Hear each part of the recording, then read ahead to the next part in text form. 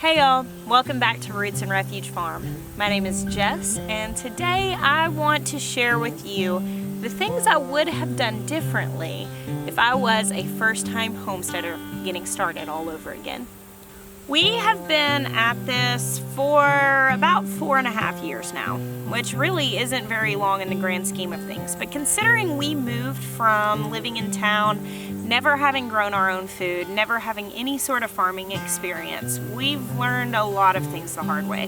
Now, I wanted this lifestyle literally as long as I can remember. I loved animals, I loved the garden, I loved natural foods, I shopped at farmers markets, and I was completely obsessed with the idea of having my own farm for years before the dream became a reality. That said, when we moved here and started actually making efforts at homesteading, let's just say now, almost 5 years in, I would have done a lot of things differently. Just like in any other information, what I'm going to tell you is something that you should consider, but not base all your decisions off of. You are going to have the opportunity on your farm to do things how you think they should be done, and you're going to make some mistakes. We're still making mistakes, and I'm sure we've got plenty more to look forward to. The main thing is that this is a classroom that we never stop learning in. All right, let's take a walk around this little farm of mine. The first thing that I would have done differently when it comes to our homestead is I would have treated my classroom a little bit different. There was a season that I really wanted a farm before I actually had the opportunity to make one. And I learned so much. I watched all kinds of videos, read all kinds of blogs. My homesteading book collection was pretty extensive. I learned to can, to forage. I shopped at the farmers markets. I learned a lot. But because I had in my mind kind of the big picture of what I really wanted, doing a smaller version of that in town, doing the maximum capacity of what I could there, it kind of felt like a waste of time. If I had it all to do over again, I would have put some raised beds in at my house in town. I would have seen if it was possible for me to get a few chickens. Back then I thought, well, this isn't really worth it because I can't grow large amounts of our food, but I could have learned how things grow. I could have learned a lot of the rookie mistakes and had a better idea of what we actually needed if I had just tried it on a really small scale then. If I had to do it over again, I would have utilized that season a little bit better. Now, I have said many times before, if you've been around my channel, that we can turn our waiting room into a classroom, and that is so true. But if you are a hands-on learner, which I totally am, there's only so much you're really gonna gather from videos and books and blogs and all of that. These are great resources. I'm glad you like them because it means you're here. But there are some things, for some people, that really only get learned hands-on. So figure out wherever you are, what is the maximum capacity of what you can do. Find out, can you have a few chickens? Can you build a small frame greenhouse and start seeds? Can you have a small garden? Can you grow in containers? Find out if there are local master gardener classes that you can take. Look around, find your resources, talk to your extension office, and exhaust the hands-on resources that are available to you. Yes, learning from books and videos is very good, but if you're a hands-on learner, getting as much of that experience before you actually have a farm, it's a pretty big deal.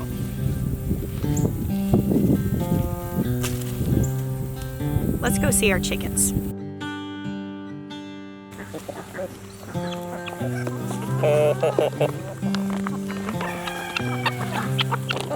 If I had to do it all over again, I would have gone about chickens very differently.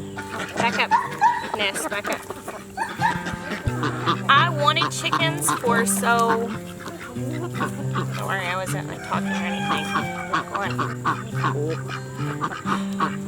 I wanted chickens for so long. It was one of those things that I kind of like dreamed about and could not wait to have. So when we got our farm, it really wasn't much of a farm. It was actually just a house with 4 acres. We didn't even have fences. And I jumped into chickens hastily. And I didn't just wade in. I took the diving board into the deep end. Now you may be thinking right now, I would never be so foolhardy as to do something like that, in which case I applaud you. However, I will tell you, I talk to a lot of people who get into farming and get their animals before they have the infrastructure to hold them. Let me tell you something that you need to know if you want to have a farm. Animals Acquiring them is cheap. Animals are the cheapest part about keeping animals in a lot of cases. You can get a cheap goat and cheap chickens, cheap pigs, and I don't even want to tell you how many people have offered me cheap donkeys. If you don't have a place to put it and you don't have a way to feed it and take care of it, it's not a good deal. Opal is looking at me like, what? You don't think I'm a good deal? Not you, Opal. I wasn't talking about you. You're a good deal. Seriously though, getting animals, that's the easy part. And while people joke about chicken math like it's a ha-ha funny thing, and it is, it's fun to joke about because it's true, it's really easy to get carried away when it comes to getting things like chickens because they are so cheap and easy to acquire. And keeping them is not super hard unless you hit a bump in the road, at which case you can set yourself up for a big nightmare if you got a little overzealous when it comes to acquiring birds. Our story goes like this.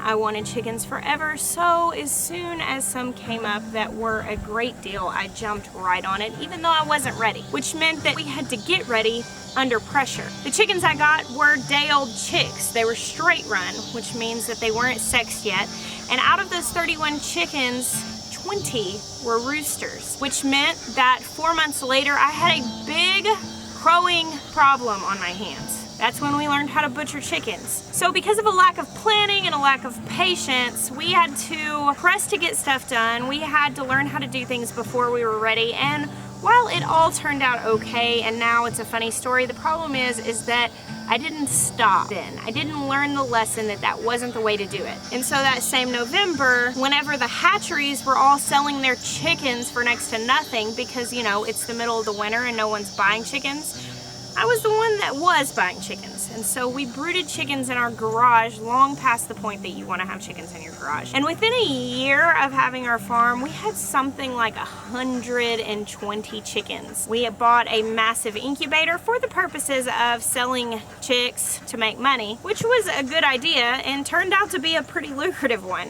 But in the process of that, we ended up with way more chickens than we could deal with. It got to the point that we were spending over $200 a month at the feed store. Feeding our chickens organic was completely out of the question because we just couldn't afford it. They were free ranging, but there were so many of them in the yards that we had that really wasn't able to constitute much of their nutrition, which meant that our eggs, they weren't like super extra special. They weren't amazing. Jeremiah and I went away for an anniversary weekend last April, and we went to this ritzy little restaurant up in Northwest Arkansas and had Eggs Benedict. And whenever they delivered my plate to the table, I broke into this egg on top, and it was the darkest orange yolk I'd ever had. For a minute I thought, this can't even be a chicken egg. This must be something else. So I flagged the waiter down and said, excuse me, what kind of egg is this? And he said, it's a chicken egg. And I was like, are you sure? And he said, yeah, we get them from a farm around here. And I actually tracked down the farm and figured out what they were feeding their chickens. Well, they were largely free-ranged, and they were fed an organic, non-GMO diet with lots of scraps and compost to scratch through. And I realized that my overpopulation of chickens was actually costing me the eggs that I really wanted. And so at that point, I started thinking, maybe this isn't how I want to do this. We kept our chickens though, because we had all of these egg contracts. We were selling to a bakery and we were selling at the farmer's market. We were selling something like 35 dozen eggs a week, which did absolutely help pay for the chicken feed. But then our chickens got sick with a respiratory disease that we were told would never go away fully. They would always be carriers for it. We treated them with antibiotics, which stinks because we didn't want to eat food that was treated by antibiotics. But that was the only way to get such a massive amount of chickens healthy. And they got better for a little while, and then they got sick again. And what it boiled down to is we were spending a ton of money on feed every month. We had no eggs to sell. We had antibiotic treated chickens, and we were buying eggs at the store to eat ourselves. We took the advice of multiple people who had been dealing with chickens for a long time, and we decided to cull that flock of chickens. It was one of the hardest things we've ever had to do, And I made a personal commitment at that point that I would never get in over my head with chickens again. So now we keep a very small closed flock. We're able to feed them non-GMO. They're able to be sustained largely by having a yard to free range in that's not overpopulated. We can give them scraps from the garden and scraps from the kitchen, and we get wonderfully dark, nice orange yolks, exactly like I want it. Now, we don't have a lot of eggs to sell, but I've decided that that is okay for me. So the lesson of this story is not necessarily don't get lots of chickens. You might decide that you want to go into the business of selling eggs or breeding chickens, at which point you need to figure out exactly what you need and go there. But what I want to implore you when I'm talking about all of this, don't get in over your head, figure out what your goal is and what your family needs. For a while we were breeding rare breed chickens, but then we decided, why are we doing this? We really only want to have food for our family. We were selling eggs in a really large capacity, and then we were like, why are we doing this? This is costing what we really want, which is really good food for our family. Figure out what it is you really want before you commit to any scale of any farming activity. You need to know what your goal is if you ever want to reach it. The next thing I would have done differently if I could go back to 4.5 years ago is I would have started my gardening efforts much sooner. We moved in our house, and pretty quickly after that we built 2 4x4 foot square beds, and it was my first real successful gardening experience. The next year we built one larger, but we didn't start our big raised bed garden until we had been here for a couple of years. And I look back over the years that we've been here since I've had such an incredible experience in gardening, and I wonder, why didn't I try more? This year we finally put something in the ground. Now, our soil is very rocky and very heavy with clay, but I didn't even try because I thought, oh, I can't grow anything in the ground. And we grew a lot of food in our ground this year. Now I'm reading about back to Eden gardening and no dig methods. I have read a lot about straw bale gardening, and I wonder why over the last 5 years I didn't try to do more. I thought, oh, I can't afford to put my raised beds in yet how I want to, so instead I'm going to do pretty much nothing. If you're wanting to grow your own food, raising meat, if you're a meat eater, yes, you can go that route. However, you get the most bang for your buck in gardening. And honestly, if you are willing to experiment and you are willing to get creative and get resourceful, you can grow food for very little money. So if I had to do it over again, I would not have waited 2.5 years to have much of a garden at all. That would have been my very first effort. Before I worried about buildings and fences and all the infrastructure that's involved in having animals, I would have set to work on my garden. Because the thing is, even if you fail, you learn such valuable knowledge and you gain such valuable experience that all of that is going towards your ability to grow your own food. Would have done differently right from the start of starting my homestead is I would have begun networking sooner. I had no idea how rich the community is as far as modern homesteaders go. Now, I had watched all these videos and read all kinds of blogs and pinned all sorts of stuff to my Pinterest board, but I didn't realize how many people out there are harboring this dream or doing it in some capacity. I actually learned about this community through Instagram, where I started sharing pictures of like my kids with our chickens, and I would do things like put the hashtag chickens on there. I didn't even really understand how to use hashtags. I didn't understand that that was a way of linking together community and people. And it wasn't until complete strangers started following me on Instagram and commenting on my stuff, and I thought, this is really weird, what's going on? And I realized, oh wait, people like chickens. And so through that, I started to talk to people and make friends online. I started to follow their accounts. 4 years later, I have some incredibly rich relationships because of social media and because of our ability through modern technology to network with other people doing the same things as us. So no matter where you are in your journey, whether you are dreaming of this or you're getting started and you're making these decisions and trying to figure it out, or if you are where I am, where you can look back and say, oh gosh, that was not the right way to do it, dive into the community of modern homesteaders. Just even the comment sections on videos like this. Ask questions, not just for the person who's making the video to answer, but for the other people. Say, does anyone here know? There are so many brilliant people right now all over the place that are just chock full of knowledge that they're able to share. If you'll just ask. There was a time that people completely relied on their community for their farming efforts. You might not have a neighbor to go pick their brain over how to garden in your area or how to take care of goats in your area. But through the online community of homesteaders and like-minded people, you can find mentors and relationships, people that you can ask questions and get advice from. So yeah, if I could do it again, I definitely would have been more intentional in diving into that community and building relationships, because they have been an incredibly valuable asset in my journey. One thing I really wish we had done differently when we first started our farm is I wish that we had realized how much can be done repurposing old materials sooner. Now, you see us do a lot of that now. I mean, so much of what we build is built out of repurposed materials. We are always on the lookout for free stuff that we can go pick up, even if we don't need it right then, because then whenever we need to do a project, all we have to do is look at our supplies and say, oh, here, we've got the stuff to put this together. When we first got started, we spent way more money than was necessary buying stuff new, and unfortunately, when we first got started, because of how impatient we were, we ended up incurring debt that we've had to deal with since then. Don't go into debt over building chicken coops and building infrastructure and putting your farm together. It's not worth it. Truly, this kind of piggybacks on the other thing. Figure out exactly what you need and go from there, because a lot of times we make projects a lot bigger than what they have to be because we just get these big ideas and we think, oh, I need to get 40 chickens so that I can have enough to sell and I can have enough to do this. Well, could you keep 6 chickens? You know, could you convert an old plastic playhouse or an old dog house? Could you find something to put together and keep 6 chickens? Would that be enough for your family? Figure out what you need and don't get yourself in over your head, because what it does is it just adds pressure.